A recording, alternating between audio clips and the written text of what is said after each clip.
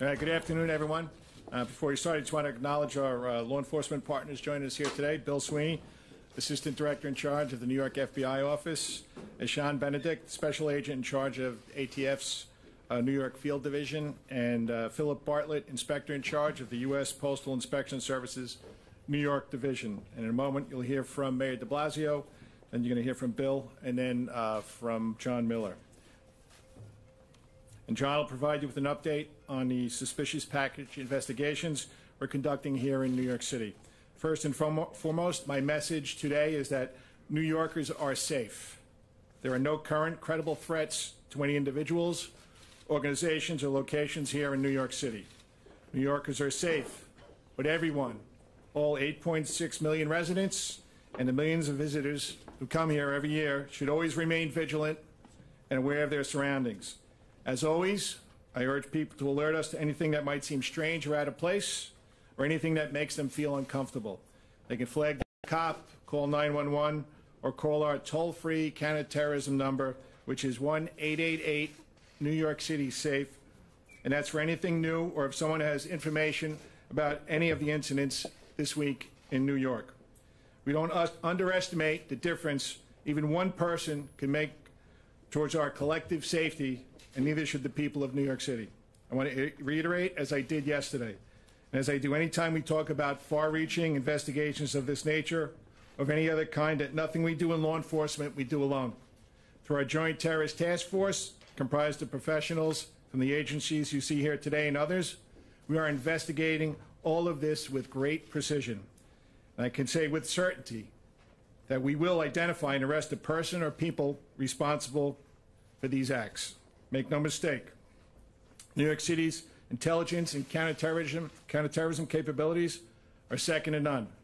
Every day of the year, not just this week, our detectives and analysts are constantly poring over the threat stream as we proactively deploy our resources around the city as needed. And you're seeing that today, too, out of an abundance of caution. I'll tell you that when we look at the events of yesterday and today, I have immense pride in the incredible work the men and women of the NYPD do each and every day, especially when it involves partnering with the organizations represented here today. I'll conclude by reminding everyone that law enforcement professionals do not care about the politics behind these acts. What we do care about is keeping the public we serve safe. That's it. That's the job, fighting crime and keeping people safe. And through the full and willing partnership of everyone who lives in, works in, and visits New York City, will make the safest large city in the United States even safer. Mr. Mayor?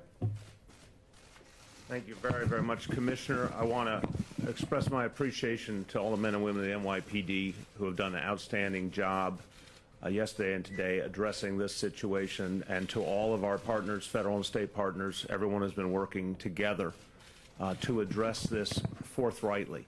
Now, look, one of the things that we emphasize in a moment like this is that you're going to see a lot of police presence. It's important that we proactively take steps to protect those who have come under attack. Clearly, what we've seen in the last few days is an attack on media outlets, an attack on prominent public figures. We're going to make sure there's expanded presence as long as we need it to show very vividly that New York City takes these issues seriously, that we are defending people who are coming under attack, that part of how we protect the democratic process is to show that threats like this are not taken lightly. So expect that presence, and I know that for those who have gone through this in the last few days, that's a presence that they appreciate greatly. I want to say that everyday New Yorkers have responded to this situation with the kind of strength and the kind of resiliency that this city is famous for. It makes me very, very proud of all 8.6 million New Yorkers, that they have handled this situation with a real sense of resolve. They're not going to let an act of terror intimidate them. And that's really important in this moment, to say whatever the motives of the individuals involved, the people of this city are not being thrown off their game, are not having their values undermined or their way of life undermined. New Yorkers are standing strong right now. And the last thing I want to say is, you know, in a moment like this, there's a lot of concern, there's a lot of fear. Clearly, it's an upsetting time. It's a time when there's been too much hatred and too much division in the air. And in that context, people can feel powerless. I want to remind people that everyone has an opportunity to play a positive and constructive role here. First of all, helping law enforcement. This is something that everyone can do. If you have any information at all that you think could help law enforcement to address this situation, share it with law enforcement immediately. Let them be the judges of the value of the information. Don't hold it back. So many times, and I agree with the Commissioner, law enforcement ultimately has proven they will find the perpetrators, but so many times it's because an individual, a citizen, stepped forward with information that really led to the key breakthrough. If you have information, share it. If you're concerned about packages that could arrive at your home or your workplace, you see something that worries you, reach out to the police, get their involvement to address the situation. People can be part of solving this immediate challenge. But finally, we all can be a part of solving the bigger situation that we're facing as a society, as a nation. A tone of civility, a tone of mutual respect is something we all can create. We shouldn't just ask, what are the most prominent voices doing? We also have to ask the question, are all of us treating each other with respect, treating men and women in law enforcement with respect, people in the media who report the news, treating them with respect? This is something that we all have to do as a way of addressing a crisis like this, and we can, and I have great confidence that we will. Thank you. Thank you, Mr. Mayor. Thank you, Jimmy. Right now, the FBI Joint Terrorism Task Forces around the nation are fully engaged on this investigation. We are working quickly to process and analyze relevant information from the suspicious packages recovered over the last few days. We will continue to do so for as long as it takes and until there is a resolution. This is a nationwide investigation involving multiple jurisdictions coast to coast. To give you a sense of scope, just here on the New York JTTF, agencies ranging from ATF, the U.S. Postal Inspection Service, the Secret Service, the NYPD, the New York State Police, and dozens of other federal, state, and local agencies are working shoulder to shoulder. I want to thank those partners for their efforts, their collaboration, and hard work. Much of their leadership is in the room with us today. I also want to personally thank the hundreds of men and women that are up the street working on this together. The FBI will continue to focus all of the resources at our disposal to identify and apprehend the individual or individuals responsible for these acts. The investigation is still in its early stages. I have said this each time that we have faced similar situations, but it bears repeating today. It is vitally important that we do not inadvertently disclose information that could adversely impact our investigation or a future prosecution. The public understands the need for this level of operational security, and for that reason, I will not be able to answer specific questions on what we know. What I can say is that at various times over the last few days, 10 suspicious packages were located at multiple locations in New York, Maryland, Florida, Delaware, and Los Angeles. Law enforcement responded, and each package was collected by experts, and examinations are now underway at the FBI lab in Quantico. As to the devices located in New York, which contained a powder, the initial analysis indicates that the powder in those particular envelopes did not present a biological threat. Other analysis is ongoing. However, it is worth repeating that any device could be considered potentially dangerous and treated as such until proven otherwise. We continue to advise the American public to remain vigilant, as it does remain possible further packages have been or could be mailed. These devices should be considered dangerous. Report any suspicious package to law enforcement, and it is worth repeating, do not touch, do not move, do not handle any suspicious or unknown package. Leave it to the law enforcement professionals. We are also asking the public to call us with any information you may have. We have set up a hotline nationwide. That hotline is 1-800-CALL-FBI, and we also have a link set up where you can provide information via the internet at tips.fbi.gov. We are actively investigating tips you have already provided. Please continue to assist us with our efforts. A moment of your time can make a great difference towards resolving this investigation. Thank you.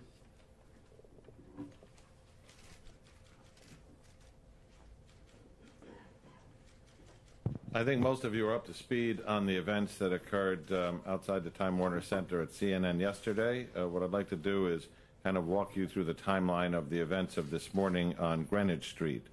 This begins in the very early hours of the morning when a retired NYPD Intelligence Bureau detective who was awake and watching the news saw the image of the packaging that has been common to most of these devices as they have turned up at various locations.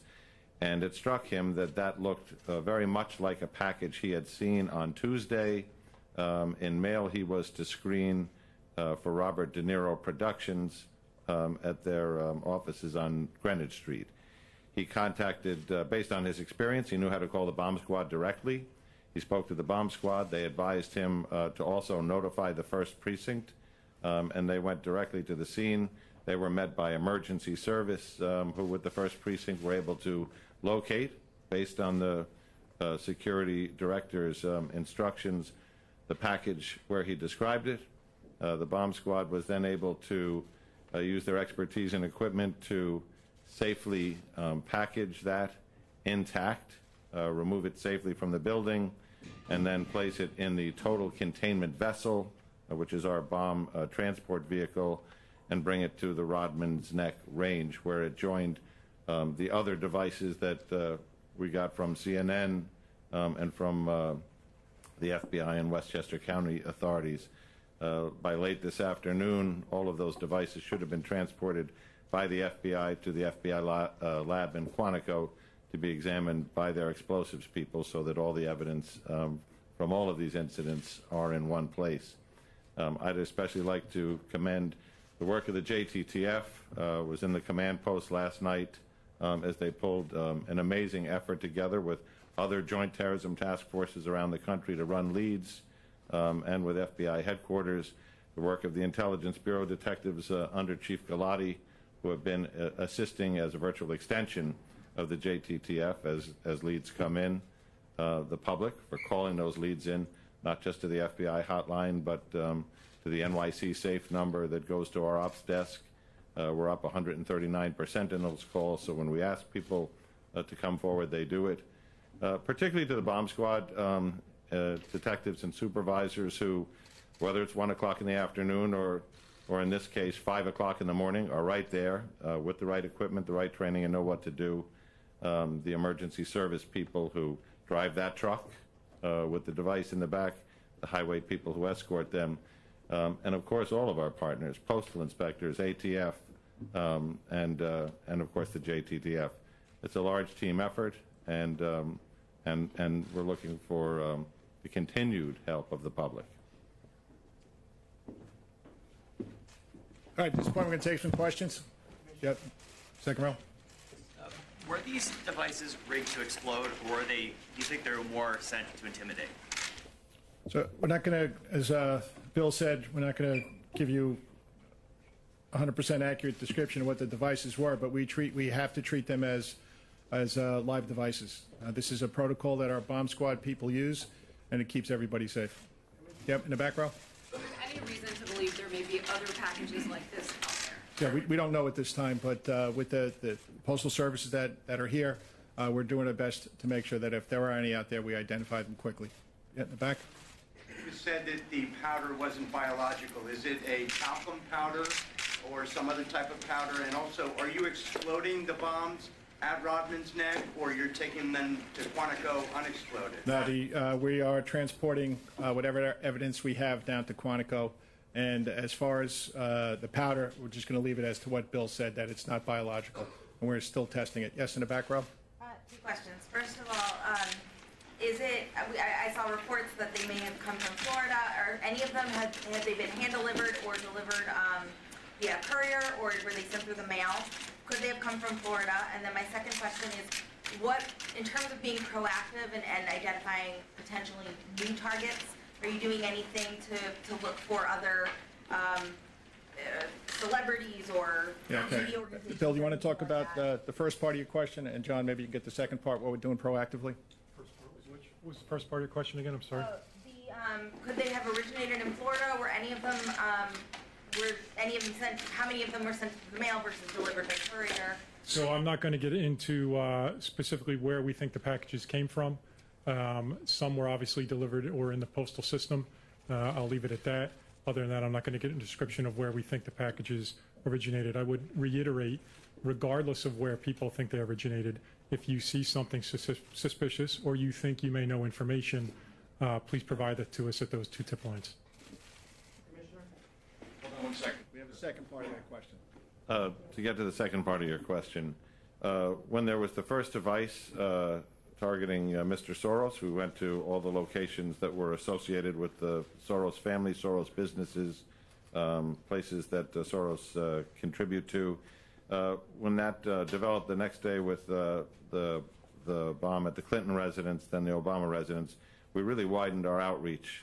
We have a program called the Nexus program. We have the SHIELD program. So we have a lot of built-in, preset public-private outreach that we just turned on and then turned up. We went to television networks yesterday. We posted police officers in front of locations that we thought might be under increased threat. When the device was discovered at CNN, NYPD personnel were already there working with their mailroom people on recognition and detection, and that was increased to a wider scope today. I don't want to go through what types of people or places we've increased to, because we don't want to single anybody out that hasn't received a package. Suffice it to say, we're watching where they go, and we're doing extensive outreach. Just to add one more thing to that, and if you go on the NYPD website, there'll be information about how you can identify what might appear to be a suspicious package. Somebody over here? Yep. Question, there's been a lot of speculation and a lot of talk about whether these are hoax devices, maybe not real in some cases, they weren't intended to go off. How would you describe it? Would you describe it as something that was a hoax, or should people really be taking this seriously? This is something that should be taken seriously. The NYPD and the FBI, we're taking this seriously. We are treating them as live devices. As you see the way our bomb squad detectives went into CNN yesterday, this has to be taken with the utmost seriousness. So as far as a hoax device, we're not treating it that way. Dominic? For the mayor, Mr. Mayor, do you definitely feel this is terrorism related, and what do you say to the people of New York? It's absolutely terrorism because it's an effort to use violence to make a political impact. That's the definition of terrorism. The people of New York City are as tough as it gets. This city's been through terror attacks before. The people of the city understand the whole game plan of terrorists is to intimidate us. New Yorkers refuse to be intimidated. That's what we see time and time again. Go back to 1993, the first bombing of the World Trade Center, and everything that's happened ever since. People in this city are full of resolve and don't let these things throw us off our game. And I think that's important to inhibiting terrorism going forward, to consistently show those who would attack us that their efforts are in vain. So New Yorkers have been exemplary. They do heed the warning. If you see something, say something. But I want to remind people, because we see this a lot, people should not hesitate. Sometimes someone's looking at something, they're concerned, they think, oh, maybe I should call, maybe I shouldn't. If it's on the cusp, make the call. If you think maybe you should call, you should definitely call. Let the experts resolve something. If there's anything that's suspicious, let law enforcement be the ones to make sense of it. Solon? I'm just a little confused on the powder. Just as a clarification, are you referring to the white powder that was found in this package mailed to CNN, or is this powder that was in the device? No, this is the powder that was found yesterday with the packaging yesterday. So it's not biological. It's still being subjected to further testing. Yep, right here. Yep.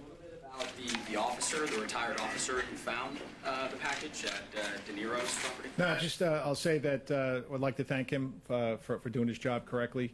He saw on the news, and thank you for putting it out there, that this package that he saw yesterday was almost exactly like the package that they were showing on TV, and he took affirmative steps to call us to make sure we could take it away safely. Yes? Is it accurate to call this an explosive device, a suspected explosive device or simply a device? What's the proper terminology? I would say it's a suspected explosive device. Yep. To that end, but some of them have exploded. Do you believe the intent is to have them not explode, or are they I'm not going to talk about intent, but you know, if you were the bomb squad detective, how would you treat it, right? Okay, in the back row. Commissioner, I understand you don't want to say whether these things are explosive or not, but do you guys know for yourselves whether these are explosive or hoaxes? We are treating them as suspected explosive devices. Do you know the answer yourselves, even if you don't want to say it publicly? I'm not going to get into that. The back row. It was a good try, though. Thank you. We saw all the envelopes look the same. Are all the devices that were inside the same? And have you guys been able to get forensic evidence off the envelopes or things to get identifying information? Bill, do you want to take that? So I'm not going to describe whether devices are the same or not. What I will tell you is the folks at the lab at Quantico are extraordinarily thorough, and everyone will be examined in great detail, and we'll go from there. Two or three more guys. Mark, hold on. Mark. With these devices, does this look like they're constructed by somebody who actually knows what they're doing, or just somebody who just read up on their websites? I think you just asked me the same question that he asked me. I'm not going to go into that. Thanks. Yep, right here, the front row. Is there a time frame as to when the analysis from Quantico may be rendered for the FBI to continue the investigation? It's an ongoing thing. We are discovering things by the hour. Shimon? Yeah, just on the... I'll get to you in a second. Dean. Maybe someone can talk about how the postal inspectors, how they're going about tracking this, finding this. Sure. There's been a lot of questions on it. I think a lot of people have... Okay. All right, Shimon. Phil, you want to talk about that? So in terms of tracking, we have over 600,000 postal employees out there right now, so we have their eyes and ears looking for these packages. I will say, in the postal network, we have found nothing in the last 8 hours. So what we have so far is what we have, 10 parcels.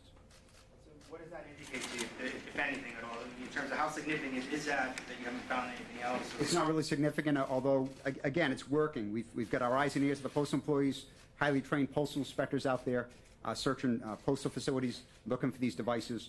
And again, we haven't found anything in the last 8 hours. And have you been able to determine where these packages were mailed from? Or without, you don't have to give us a location, but has there been a significant amount of work done? Not at this time. No. Right. Thanks, Phil. Dean, last one. You've been asking people to call 188-NYC-SAFE and the national hotline. Have people been calling those hotlines with information, and do you have leads? Yeah, so as John said, our 1-888 New York City SAFE hotline, we have 139% more calls as of yesterday. So people are calling. And am I going to speak about specifically what those leads are? I'm not going to do that because we're still in the middle of the investigation. Thank you, everybody. Thank you for being here. Thanks.